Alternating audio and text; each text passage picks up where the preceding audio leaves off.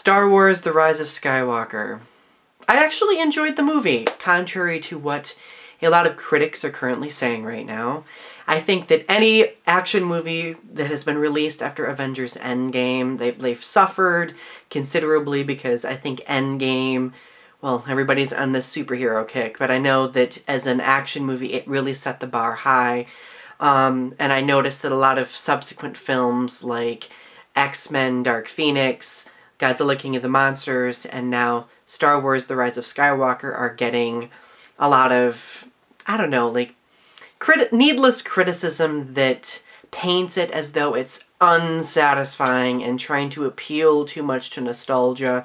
Now, don't get me wrong, while I do think that there are some very valid points of criticism regarding, like, the characters and sometimes the pacing of the film, I think that a lot of people did not place aside their overly obnoxious expectations, or they didn't put aside the hatred or the frustration that they had still in them from the last film, The Last Jedi. I know when I went and watched The Rise of Skywalker, I had to put in the back of my mind, like, okay, Donny, you were frustrated with The Last Jedi, you have to make sure that you go into this film with an open mind. And I tried to do so, and I think that I managed to succeed. So, one thing that I do want to note, this video will talk about spoilers, so please be mindful of that. I will notify you later on in the video when I do talk about spoilers. So I'm just going to be talking about my overall impressions of the film. I'm going to talk a little bit about, in this first segment, my opinions of the film as a whole, and then I'm going to end with some very specific aspects of the film that I thought were problematic, and some that I thought were strong as well. So first and foremost, this film is the 9th film of the Star Wars franchise, and it is supposedly supposed to be the film that concludes everything that began with Star Wars Episode 1 all the way until, you know, well, this episode. So it's meant to connect not only the prequel trilogy, but also the older trilogy, and then, of course, the sequel trilogy. It's supposed to wrap everything up nicely and put a lovely little bow on top. Do I think that it does that? I would have to say yes. Does it do it perfectly? No. The movie is not perfect, though I did enjoy it. By the time I left the movie theater, I did feel this sense of wholesome completion, which, in my eyes, was intended to be the result of this final chapter. Do I think this will be the final chapter? Probably not. It's Disney. I know that they're probably going to do future subsequent films. It would just make sense since it's making them a lot of money. So, I am now moving into the portion of the video where I'm going to be talking about spoilers, so just keep aware, be mindful of that, alright? So first and foremost, to talk about the plot of the film. The plot of the film takes place, it seems, years after the events of The Last Jedi. So we see a rebellion taking shape that's resisting the First Order. However, there are indications that Emperor Palpatine has returned, and they begin the movie very quickly with reintroducing Emperor Palpatine.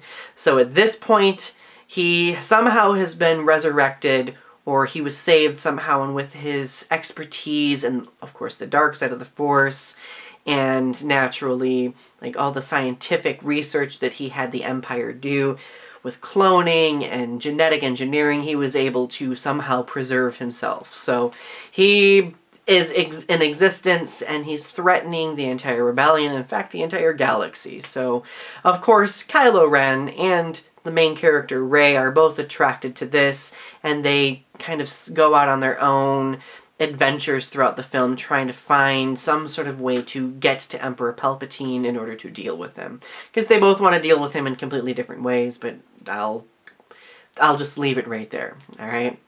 So, the film basically is them going off on a few different adventures.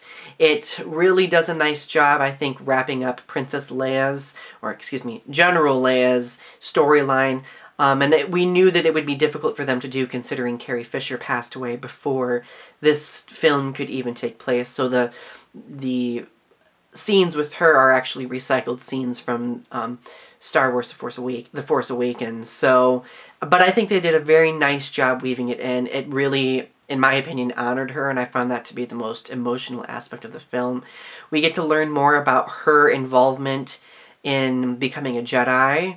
Luke actually trains her, and she gives up being a Jedi, not only to lead the rebellion, but to also satisfy some sort of vision that she had at one point in time. So toward the beginning of this film, we actually get to see the fact that Leia is the one training Rey, which I find really empowering. Like, I think that it definitely bridges the older trilogy in with this one, and we get to see some development on Leia's part, even though Leia's involvement isn't unbelievably, large. We get to see Luke in this film as well, in the form of a Force Ghost, who helps kind of guide Rey in some areas. And we, of course, see a lot of the classic characters like Chewbacca, C-3PO, not as much R2-D2, but he's there as well. We get to see Poe Dameron, we get to see a lot of him, which makes me happy because I think Poe Dameron is extremely attractive. Though I am a little bit disappointed because I was really hoping that the Finn-Poe Dameron pairing would go. My little gay heart was wanting that. But that didn't happen, which is alright, but they did give a nod to LGBTQ+ people in the form of two characters in the background kissing before a battle, which was very moving in my opinion. It was either before a battle or it was after a battle successfully won. I can't remember, I'd probably have to see the movie again.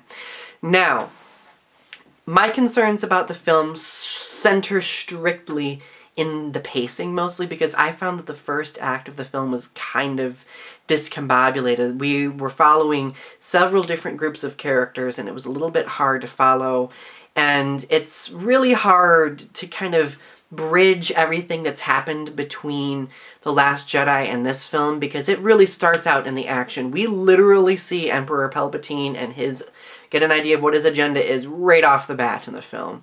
So I really thought that there could have been a little bit more lead-in, there could have been a little bit more explanation.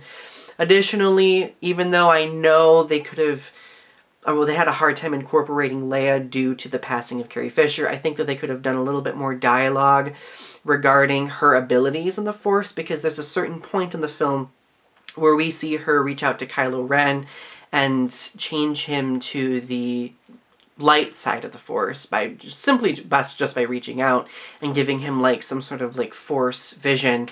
But I feel like that could have been a little bit more explained. Now, my biggest gripe of the film are underutilized characters. Okay?